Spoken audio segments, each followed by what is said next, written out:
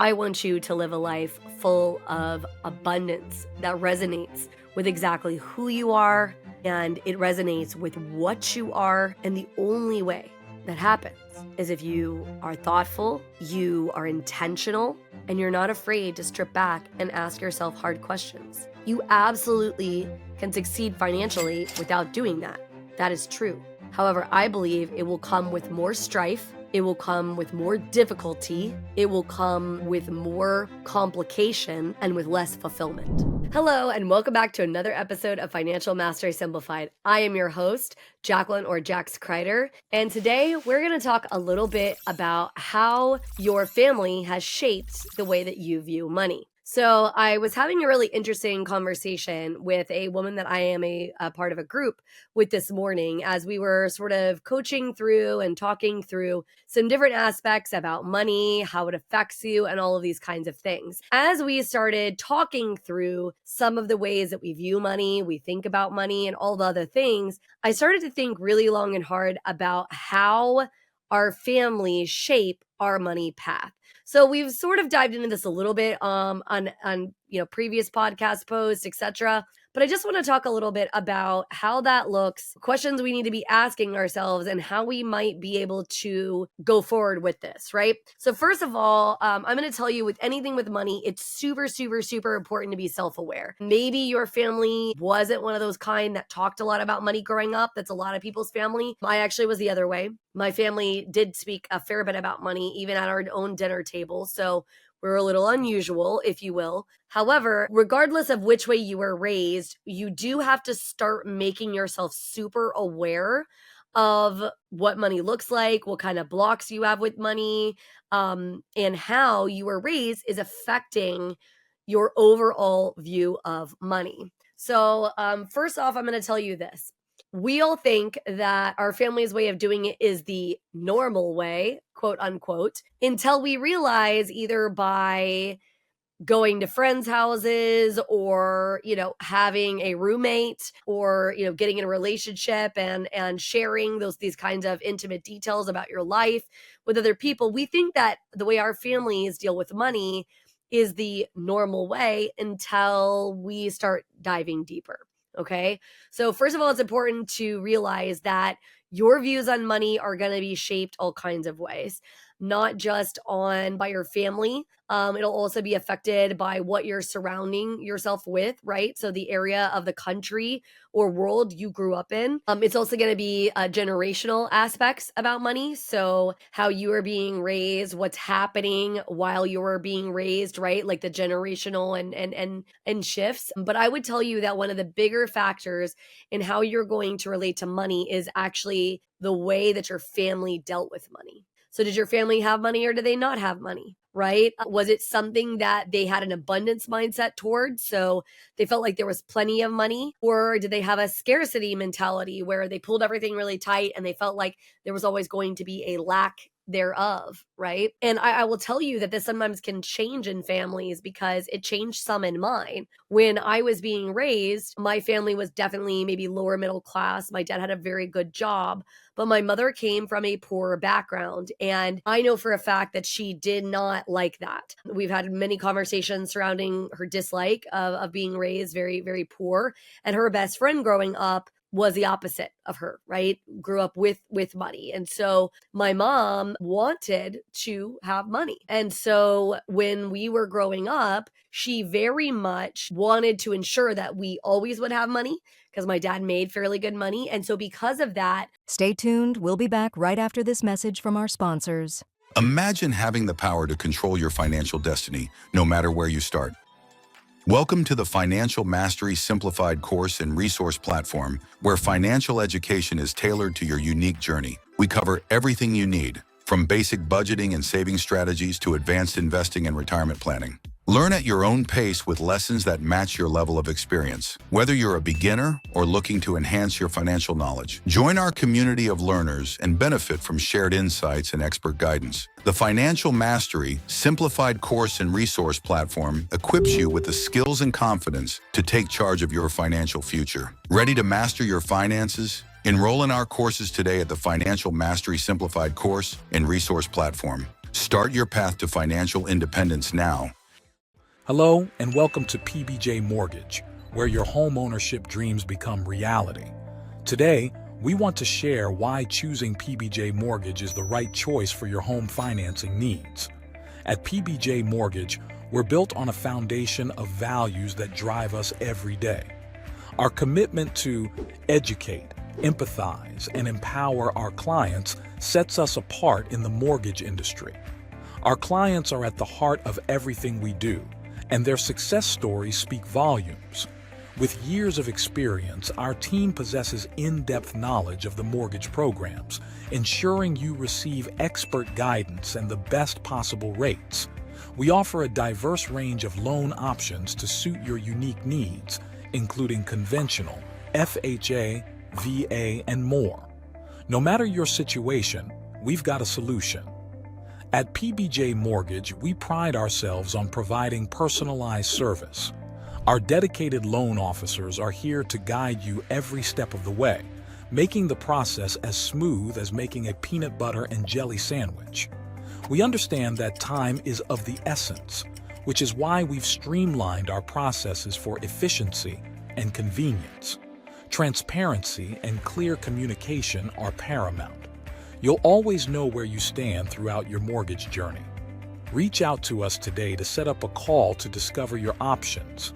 If you're ready to make your home ownership dreams a reality, contact PBJ Mortgage today.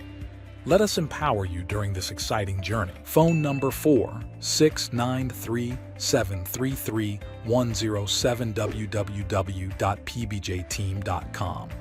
Visit our website or give us a call to get started. We look forward to helping you secure your future home.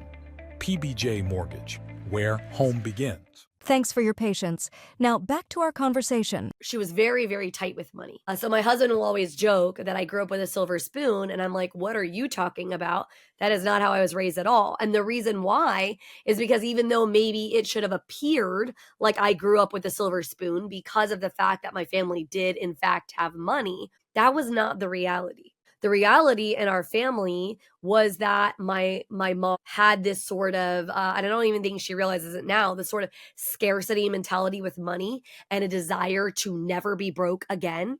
And so because of that, she held everything very, very tight. We always ate very meagerly. She always cooked. That was definitely something that always happened because eating out was very expensive. I can remember as a child that we typically ate out once a week. That was typically on Sunday after church, and it was a treat. And quite often we did not eat out. It just depended on the period that we were in, and I think maybe where the money was flowing in our family and in our household. Right. And what's interesting about that is it shaped me a lot in a lot of ways. And that was a conversation that was being had this morning was how did it shape me? What has it changed for me monetarily? And is it a good or a bad thing? Right. And I wouldn't necessarily say anyone's upbringing with money is necessarily good or bad because the truth is that it's all just different. My mom's views on money, her attitude towards money was very obviously nurtured by growing up without much. And so,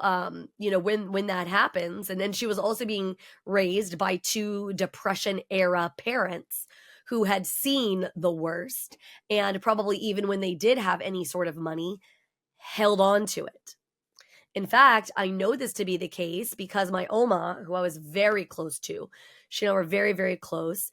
She had saved over the course of her life about $20,000, which some of you listening may feel like that's a lot of money. And some of you listening may have felt like that's not very much money. But she was holding on to it so tight towards the end of her life with the desire to give it to her grandchildren. And the truth of the matter is, if you would take that $20,000 and divide it up into four, it's not like she was providing us an exorbitant amount of money or anything that would really materially change any of the four of our lives. Maybe it would change some people's lives, but not particularly ours. And I told her, I said, Oma, why are you holding on to this money? Well, I want to have something to leave behind. And I said, I totally understand and appreciate that. But I want you to live your life in a way that is fruitful. right? That you get to see the fruits of your labor, that you get to see and enjoy that. And these couches that she had literally had my entire life.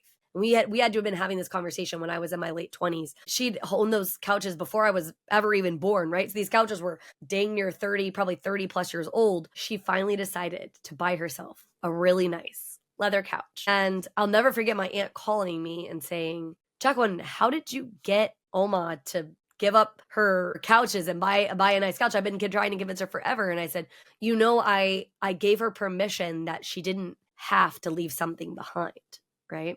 And so all of these things, we're not recognizing or realizing that they are shaping and affecting the way that we handle money and the way that we deal with money. And so I'm going to really challenge you to dig deep and to be asking yourselves a lot of questions about, how do we view money? Why? Why do we view it that way? Are we making some of the decisions we're making off of either bad information or maybe skewed information, right? So often in life, we are making decisions based off of fear or situations that have happened that are no longer relevant, right? So if you have come into adult life and maybe you are making significant money now, right? You're making a very good wage, but you were raised in a family where scarcity mentality, that lack of money ran deep. And so you were never allowed to spend anything. You're holding every single penny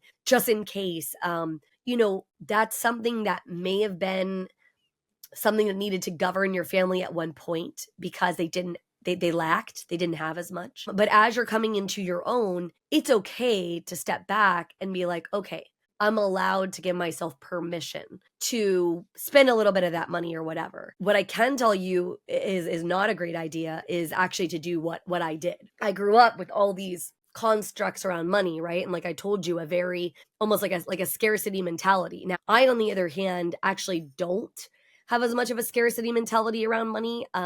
For whatever the reason, I have felt very firmly most of my life that money will find me, especially when needed.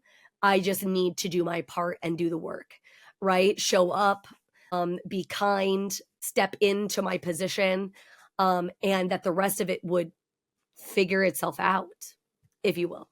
But with that, before I maybe did that as well as I could have, I came out of this place where money had been very controlled kind of by that scarcity mentality, fear of losing, not having enough, etc. And then I went into a marriage, my first marriage, where it was really, really rough. He controlled all of the money. And in fairness to him, I gave up that control because I am a spender by nature. I like buying things.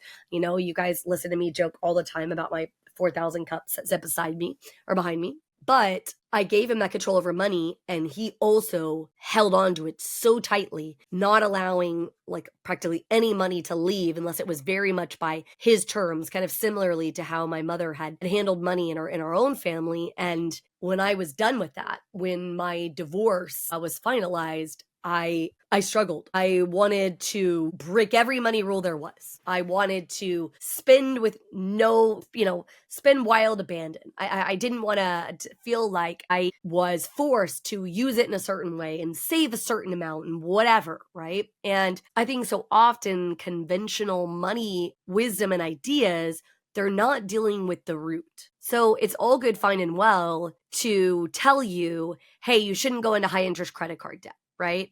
It's all good, fine, and well to tell you it's a bad idea to take out a payday loan or whatever, right? I believe that there is a time and a purpose for sometimes different things, and there's a season that you maybe have to go through. However, I also believe that you need to be self-aware and that you need to be asking yourself these kinds of questions, right? How do I feel about money? Where is it coming from? These thoughts, these feelings, right? Because money is just a tool. It doesn't have true emotional weight. There isn't anything that it is tying it. We're giving it a construct that truly doesn't exist. And so a lot of people, especially of late, have been made to believe that there's not enough money. And I'm going to be real with you. In this season that I'm going through in my life where money maybe hasn't been as abundantly flowing as it has in other seasons of my life, it has been hard. not to be a scarcity mentality. Oh my gosh, I have to hold on to every dollar. The sky is falling because the economy is not as good as it is, and all of the things. And so I've had to force myself to really be self-aware and ask myself, okay, like, where is this coming from? Like when I went on that crazy spending rampage, I went on it because money had been controlled in a very specific way my whole life. And I wanted the ability, the strength, the whatever you want to call it, to be able to just spend it how I see fit. But again, because money is a tool and it is something that we can utilize in very specific ways, we have to step back, strip back the emotion, find out where is it coming from? Why do we feel that way? Because, like, I'm not necessarily somebody who believes you need to drown yourself in debt or, because YOLO. I mean, again, if you've listened to any of my other podcast episodes, I'm always encouraging you to not necessarily do some of those aspects. But then on the same token, there is times where it makes sense to spend some money that maybe we don't have, and you do have to put it on a credit card or whatever. It's just, in my opinion, it needs to be something that is decided on. It needs to be intentional. We need to know why we're doing it. If we're not asking ourselves the hard questions, then we are probably just watching it go up in smoke, not really paying attention. And that's not what we want either. I want you to live a life full of abundance that resonates with exactly who you are, and it resonates with what you are. And the only way that happens is if you are thoughtful, you are intentional, and you're not afraid to strip back and ask yourself hard questions. You absolutely can succeed financially without doing that. That is true. However, I believe it will come with more strife. It will come with more difficulty. It will come with more complication and with less fulfillment. And I know I use all those words and they're all very similar, but they are a little bit different. It just means that it's going to come really, really hard. And so again, you have to ask yourself, would you rather just try to walk down the path of following traditional rules? Would you like to just go through life hoping that the path and the ideas that you hold will figure themselves out over time? Or do you want to kind of step back and ask yourself, like, okay, what is the construct of money I hold? Why do I feel this way about it? And how do I get over it or reshape it into a way that is going to allow me to be successful on my own terms, in a way that resonates with who I am? Because part of the reason that I have guests constantly on the show is to give you different perspectives and to give you the big rocks of money, to help you understand that any of these crazy, complicated things can be broken down. They can be understandable. You don't have to feel like you're on an island. That's not the thing here. And there's so many other people just like you. I had to figure a lot of it out on my own.